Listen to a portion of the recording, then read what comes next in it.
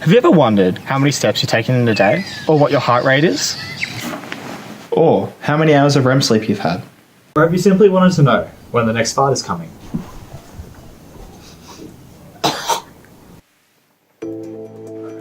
In this current day and age, we have the ability to see all this information through a range of different wearable and smart devices that track what we do, where we are, and how our bodies function on a day-to-day basis. This kind of self-tracking is known as the quantified self.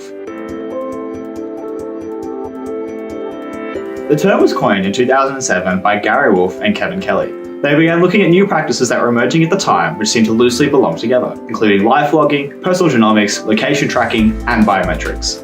As Wolfe and Kelly said, these new tools were being developed for many different reasons, but all of them had something in common. They added a computational dimension to ordinary existence.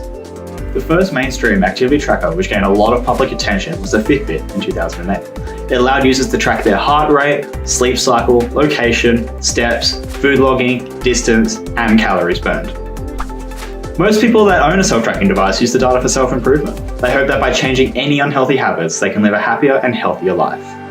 The data that's collected by self-tracking technology is shaping one of the biggest data sets that bridges the gap between personal and public health.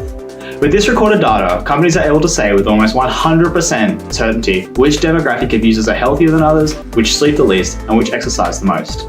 The massive collection of data also gives medical researchers and doctors valuable insight into what causes certain diseases and other useful information to help them conduct better research about the human body. Wayne Parslow from the British National Health Service says, "Healthcare and life sciences are the fastest growing and biggest impact industries today when it comes to big data." In the UK, huge anonymised datasets are being developed for areas such as pharmaceutical research with the aim of vastly improving the efficacy of drugs. Already, some doctors are implementing self-tracking technology with their patients to help them better understand what's causing specific issues. For example, Dr. David Cook, an anesthesiologist, is using Fitbits to track activity levels of patients that have undergone cardiac surgery. There are a multitude of health benefits that can come from self-tracking and big data. The advancements of these technologies has meant that devices can allow patients to play more of an active role in their own health management. Though, with these devices gathering so much information about their users, certain issues have risen about privacy and trust issues associated with the availability of data. In most cases, it's not completely obvious to users that their personal data is being collected by a parent company and even shared with a third party. With traditional forms of self-tracking, information would often travel straight from the device to the consumer. However, with wearable devices, the data is unidirectional and can flow between devices to consumers, to companies, to institutions, and even to social networks. In January of last year, a popular fitness app called Strava released a global heat map of over 3 trillion longitude and latitude data points that displayed the global network of athletes. Shortly after this data was released, Nathan Rusa, a student at the Australian National University, released this tweet. By looking at the global heat map, he was able to identify very obvious spec op bases in the Middle East. According to the Australian Army though, most of these bases are known about. However, there are very obvious security risks due to this data being exposed. There are also issues to do with cases of quantified self-incrimination. Data from an Ohio man's pacemaker was used against him to dispute his claims of an accidental house fire. However, his pacemaker didn't show any signs of elevated heart rate during the claimed time period. The information was then used against him as evidence to support his arrest. By next year, China will introduce a social credit system that ranks all of its citizens based on their daily actions. Having a negative social credit score has a negative impact on your life. It can restrict you from getting good jobs, being able to stay in good hotels, and ban you from travelling by train or by plane. In comparison, people who are recognised for being a good citizen get benefits like cheaper bills and more matches on Chinese dating websites.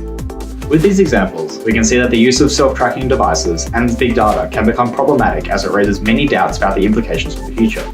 However, there is the argument that self-tracking data can revolutionise the health industry and make it easier for medical researchers and doctors to understand the human body. An article on the NBC News said that the idea of the quantified self has become a Rorschach test for whether you are utopian or dystopian. This article highlights that there are two very different opinions on what self-tracking can potentially do for society. Optimists see the quantified self as a positive movement, since it can ensure healthier lifestyles and allow people to maintain their personal health. Also, the data collected will help doctors and scientists conduct better clinical research due to the diversity of data they can collect. Some people see the quantified self movement as a benefit to society, whereas pessimists see the quantified self movement as a dangerous path where a number of privacy and trust issues will arise. Today, our quantified self data is being recorded and analysed, and in China, people's data is being collected and used to rate them as good or bad citizens.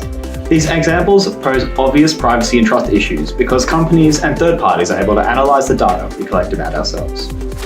With what is currently occurring with our quantified data, one can only imagine what will happen with our information in the next 50 years.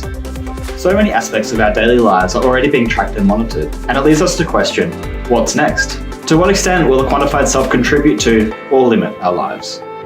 As Ava Kaufman said, what happens when we reach the point where not using wearable devices seems like a deviant act of concealment, just because of the societal pressures to self-track and improve ourselves? And at what point do people just become another number based on personal data and statistics? Maybe the idea of the dystopian world in George Orwell's 1984 is a lot closer than we think.